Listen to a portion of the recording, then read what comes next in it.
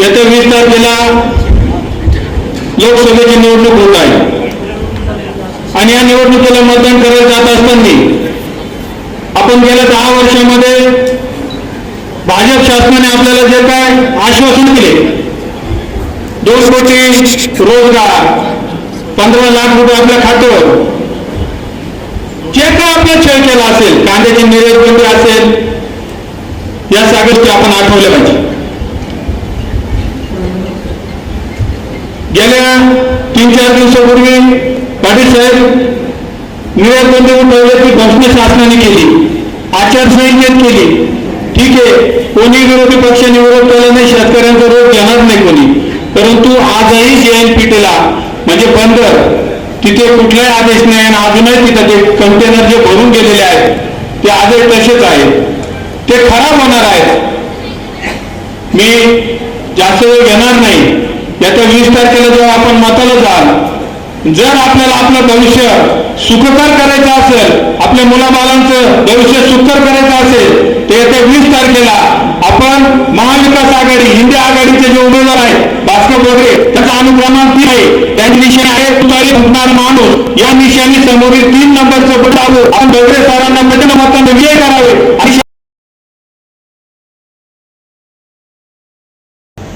आजच्या होत असलेल्या दिंडोरी लोकसभा मतदारसंघाच्या निमित्ताने महाविकास आघाडी आमच्या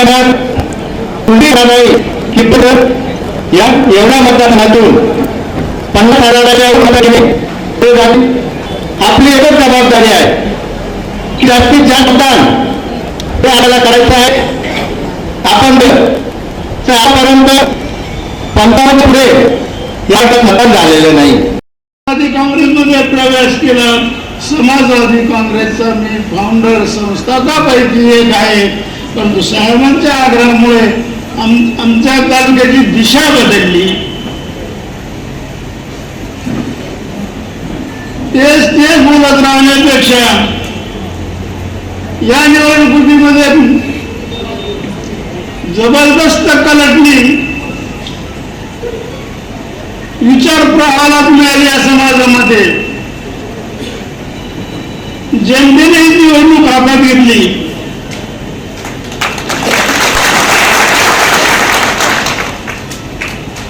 मराठा समाजाचं नको ते वक्तव्य ज्यांनी करायला नको ते करून बसले आणि सगळं मत विसरलो आणि आमची 84 सालापासूनची निष्ठा आबादीत ठेवली. मध्यंतरीच्या काळामध्ये माझ्या पुतण्याने भुजबळांच्या 2 विधानसभा निवडणूक लढवली. परंतु शरदचंद्र पवार साहेबांच्या विषयीची निष्ठा आता सुद्धा ढळली नाही. प्रामाणिकपणे आपल्या समोर कथन करतो. अध्यक्ष महाराज, जनतेने निवडणूक ताब्यात घेतली. जनता उमेदवाराला प्रचंड मत निवडून देतील बगरे सरांना. बगरे सर हा आदिवासी उमेदवार आहे असं आम्ही प्रत्येक सभेमध्ये सांगण्याचा प्रयत्न केला. सांगितलं गरीब आहे, गरीबाला पैसे नसतात, काय तुम्ही 2 पैसे त्यांना दिले तरी काय हरकत नाही. ते 2-4 दिवसापूर्वीच मी 4-5 गाव सांगितलं. तिथल्या प्रत्येक गावाच्या लोकांनी 50,000 रुपये बगरे सरांना. काही नाही. आणि बापू भाऊ तुम्ही सगळेच मंचावर बसले, सांगता भुजबळांना माणिकरावने आणलं, पण ज्यावेळेस पाळी येते भुजबळ म्हणतात का मला आणणारे खूप होते, माणिकराव एकटा नव्हता, त्यावेळेस तुम्ही मंचावर बसलेले सर्व गप राहतात. भुजबळ म्हणत नाही का माणिकरावने आणलं आणि तुम्ही म्हणता फक्त लोकांपुढं त्यांच्या पुढे म्हणायची हिंमत नाही होत. ठीक आहे, असो, तो इतिहास झालेला आहे, झालेला त्यात आवडतं. राष्ट्रवादी ज्या दिवशी फुटली 2 तारखेला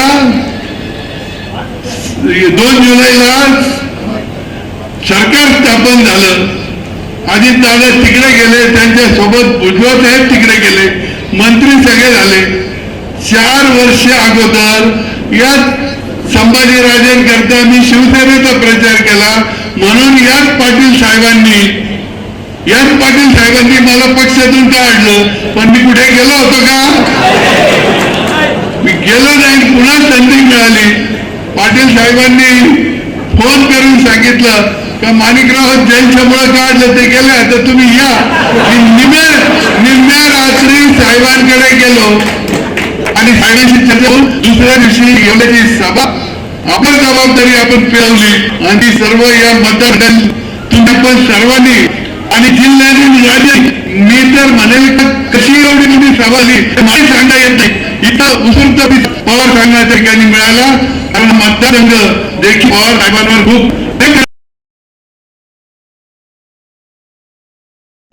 आणि एवढा सोडतो की काही विचार नव्हते कमी शक्यता. पण दुसरीकडे फार मोठमोठे पुढारी होते, त्यांनी जो निवडणुकीला खर्च केलेला आहे नदीकृताने त्याचा अभ्यास केला तर लोकांचे डोळे अंडे होईल एवढा प्रचंड खर्च अनेक ठिकाणी झालेला आहे.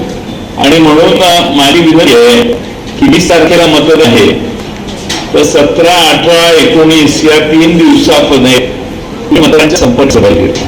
तुम्हाला वेळ व्हायला लागेल असं वाटलं तर त्या घरात जाऊन असं समजून आता ते गेलं एक तंबात जाऊन काय लोकांना कसं जायचं कृपा करून त्या घरात जावा आणि त्या सांगा आपल्याला लोकशाही जीवन ठेवायचे असेल, ज्यामुळे ती लोक तुमच्या घरात मताचा अधिकार टिकवायचा असेल तर आपल्याला तुतारी वाजवण्याशिवाय ते त्यांचं आज